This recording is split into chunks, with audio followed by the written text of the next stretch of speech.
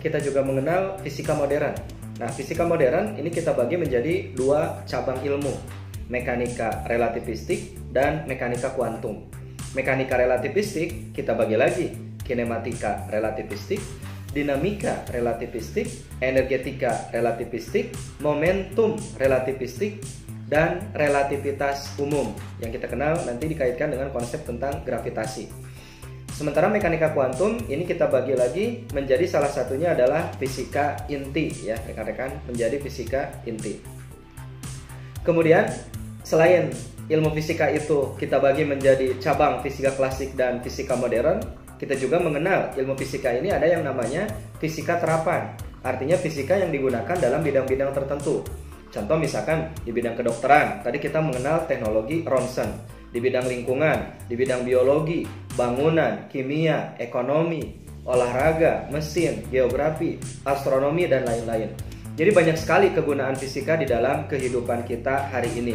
Karena fisika itu menjadi basic dari seluruh perkembangan teknologi yang ada hari ini. Dan kita tahu bahwa teknologi itu sesungguhnya adalah upaya manusia untuk memudahkan atau untuk membantu kerja dan tugas manusia dalam kehidupannya. Jadi teknologi hadir untuk membantu tugas manusia dalam kehidupannya.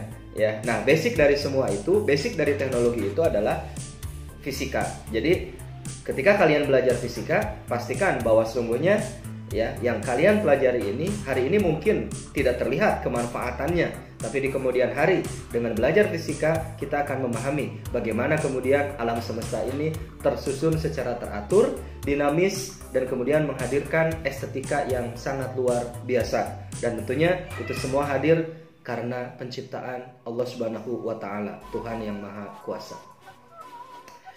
Coba kalau kita tanya ya, menurut rekan-rekan ya, bidang apa aja sih di dunia ini yang tidak disentuh oleh ilmu fisika?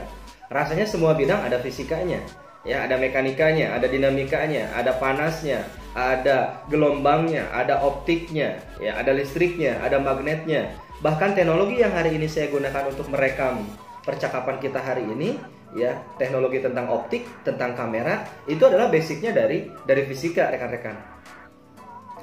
Nah selanjutnya kita harus mendefinisikan. Jadi dari paparan tadi yang sudah kita sampaikan itu, apa sih sebenarnya hakikat fisika itu? Ya, nah, kalau kita cermati lebih jauh, sesungguhnya hakikat fisika itu adalah cabang ilmu pengetahuan yang mempelajari tentang fenomena alam. Nah, rekan-rekan, fenomena itu adalah peristiwa, ya, tatkala hujan, tatkala terjadinya siang dan malam, pada saat es membeku dan kemudian mencair, pada saat kemudian kertas dibakar dan kemudian hilang, berubah wujud menjadi tak terlihat, ya. Nah, itu semua adalah fenomena alam yang tentu harus dikaji, dipelajari, dan kemudian dipahami serta dikuantitatifkan dalam bentuk data. Bahkan nanti lebih jauhnya akan muncul teori, postulat, bahkan hukum. Nah, kalau sudah menjadi hukum, maka itu tidak bisa ditawar lagi, karena hukum itu sesungguhnya adalah ketetapan pasti. Contoh, hukum gravitasi, setiap benda yang dijatuhkan ke bawah, ya, setiap benda yang dijatuhkan itu pasti akan jatuh ke bawah, istilah kita. Padahal ke bawah itu sebenarnya adalah adanya atau ditarik oleh gaya gravitasi begitu.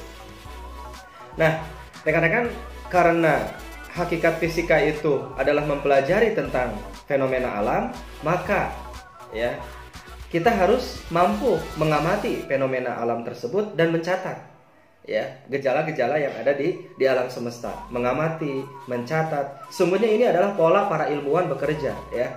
Kemudian dari fenomena alam itu selanjutnya kita membuat hipotesis atau teori. Loh, kok kalau dijatuhkannya seperti ini hasilnya akan seperti ini.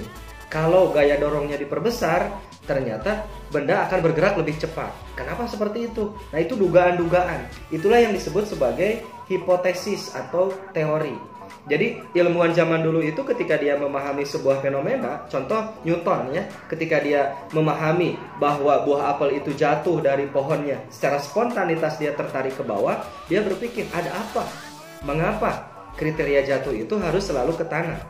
Kemudian Newton membuat hipotesis, Newton membuat teori bahwa adanya sesuatu yang menarik setiap benda yang ada di permukaan bumi sehingga dia akan tertarik dan jatuh ke ke bumi gitu ya, tertarik, dan muncullah istilah kemudian gravitasi atau gaya tarik bumi gitu.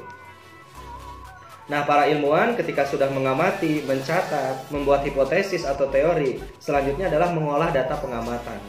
Ya, data-data yang dihasilkan dari fenomena yang ada selanjutnya diolah dan diamati, rekan-rekan. Nah, diolah ini bisa dalam bentuk membuat tabel, menghitung, menganalisis, dan kemudian menyimpulkan. Nah, dari data-data ini selanjutnya diuji hipotesis tersebut. Tadi, mengapa setiap benda yang jatuh ke permukaan bumi selalu jatuhnya di tanah? Begitu ya, selalu jatuhnya ke permukaan tanah. Lantas teori itu kemudian diuji. Ya, maka muncul di sini ada tahapan menguji hipotesis atau teori. Nah, untuk menguji hipotesis atau teori ini salah satunya adalah dengan melakukan eksperimen atau percobaan.